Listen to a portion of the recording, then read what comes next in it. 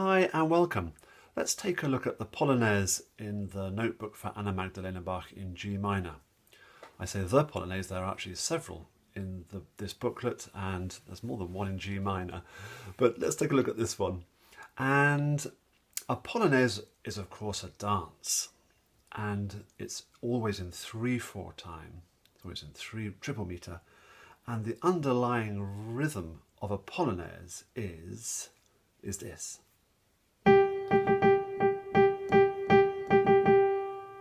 Here it is again.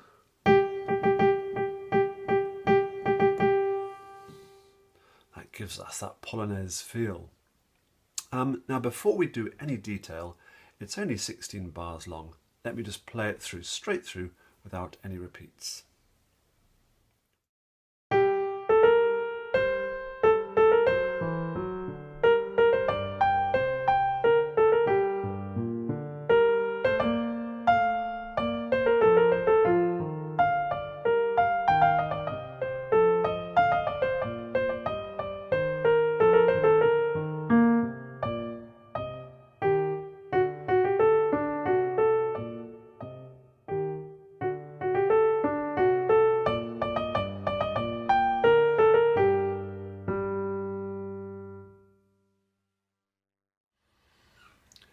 So, as we would expect from a dance from the 1720s, it's in binary form, and each part ought really to be repeated to give it a bit more depth and a bit more meaning.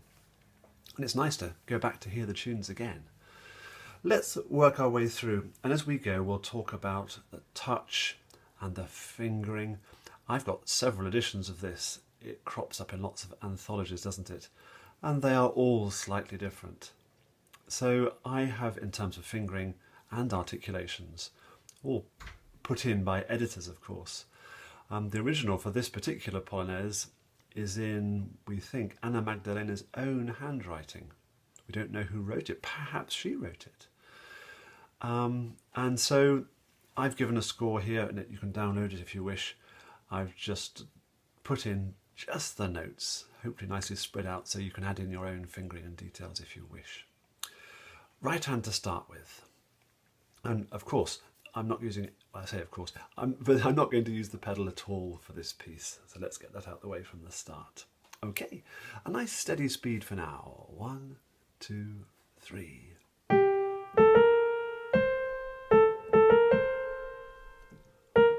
And I like that fingering to get my hand up. Second on the B flat works for me. And it might be a good idea, especially if there's two of you, could we tap that Polonaise rhythm at the same time? Perhaps be a good excuse to get a tambour, a small drum, and tap the...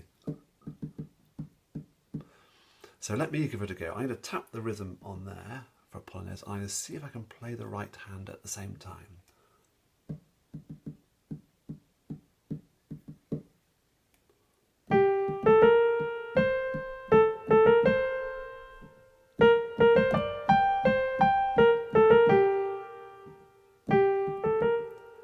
Notice how it fits in almost exactly the same. The bit from bar 5, the second section, let's see if we can do that.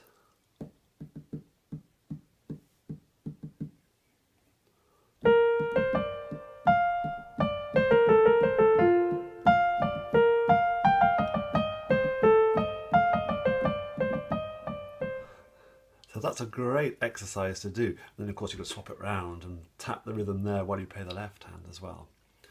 And going back to that the first A section, the left hand is sometimes slightly detached, sometimes legato. Let's just listen through. So I'm giving them a little bit of weight, making sure I'm not clipping them. It's not detached like that, it's more a slight gap between the notes.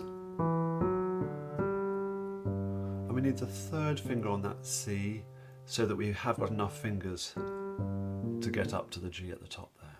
Put them together.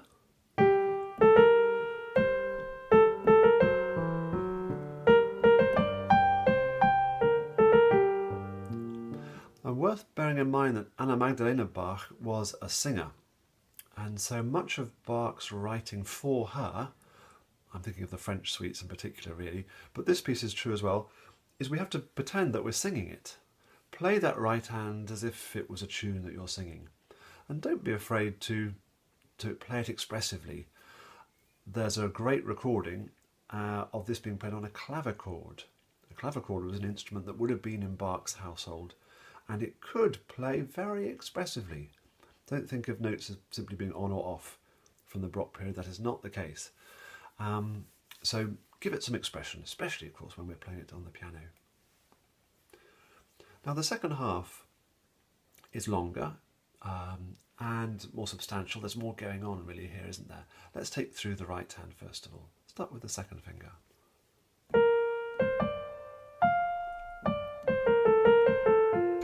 And careful to articulate those semiquavers really well. Especially the third and fourth fingers can often get a bit vague. Practice it staccato. Practice it very loud and detached. Try and really get into the key bed of every note. And then I'm hearing very, very smooth and contrasting.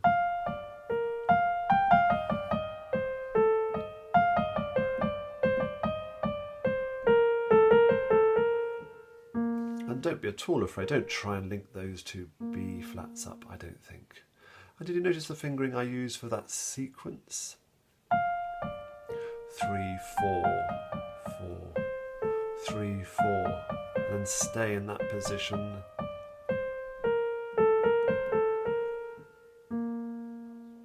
Okay, let's look at the left hand for the same chunk. It will have come up from, so it makes sense to start with the thumb, I think. And I like the thumb on this F.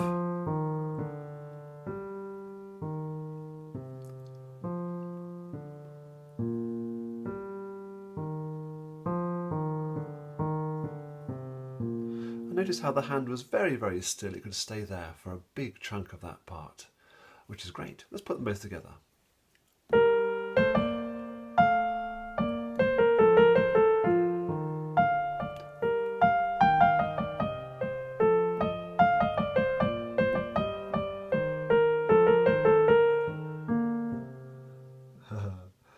Now in bar 11, this is an interesting bar.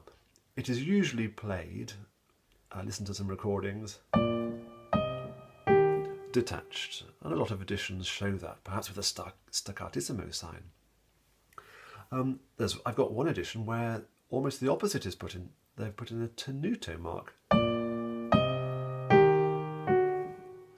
So really, I think it's fun to make up your own idea of how this works.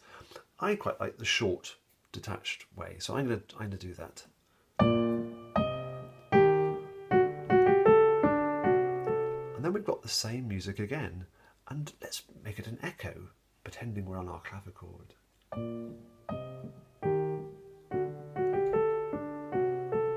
Before we finish it off, and a couple of points there, a D, a thumb on that D there, to get our hand ready for the final 3 bars.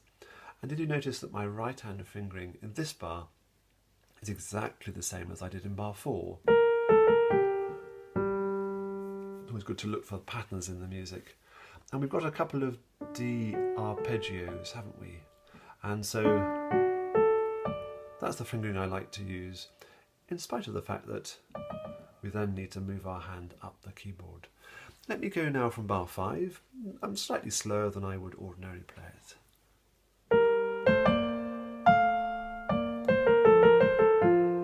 Different phrase, nice and smooth.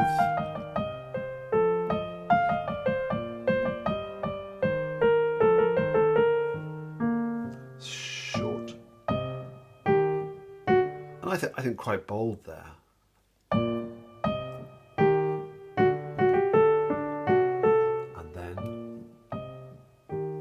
Tuck it down.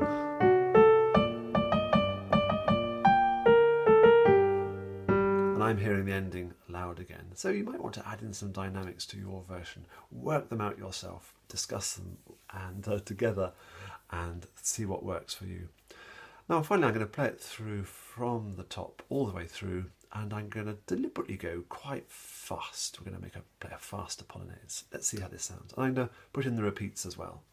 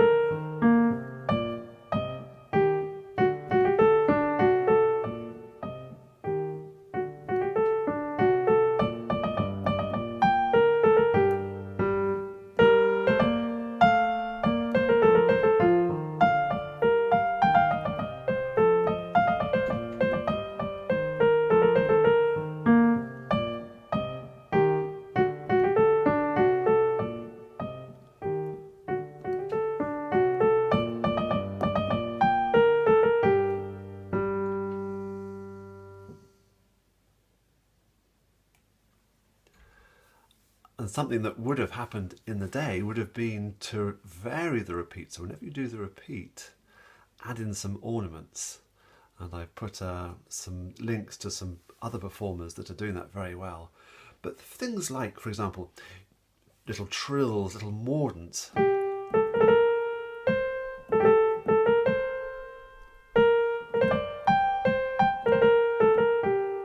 Things like that. Don't worry too much about them if you're anxious about, oh, my fingers aren't going to go quite as fast as they ought to.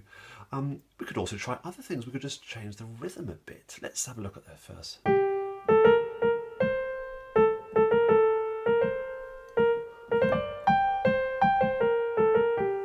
Things like that. Have a bit of fun, and it doesn't even just be the right hand, it could be the left hand as well.